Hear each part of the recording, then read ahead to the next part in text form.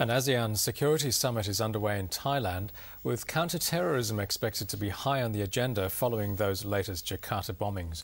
The regional bloc's foreign ministers are also due to formally agree on terms for a human rights commission, which has already been met with scepticism by analysts and rights groups. It comes as more democracy activists are detained in Burma. While the Burmese foreign minister was in Thailand helping to establish an ASEAN human rights body, his military back home was detaining members of the pro-democracy party. They'd been attending a ceremony marking the death of General Aung San, the father of pro-democracy leader Aung San Suu Kyi. Witnesses say at least 50 party members were detained, dragged away and put in trucks. Journalists and cameramen were told by Burmese police not to use footage that showed heavy security. One critic says an ASEAN human rights body will have little impact on some of its member countries' human rights records.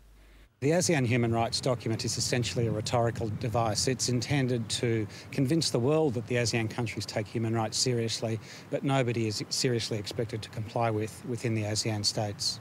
Damien Kingsbury says member countries like Burma might sign the non-binding document but will ignore it at their will. And he points out that ASEAN traditionally has never meddled with its members' internal affairs. This has probably been ASEAN's weakest link or weakest point, because it means essentially that there is no power to compel members to behave in any agreed fashion. Although the body will not investigate or prosecute human rights violators, ASEAN ministers say it will take a constructive and non-confrontational approach to protecting human rights. And Thailand's foreign ministry believes these rules are generally supported by ASEAN ministers.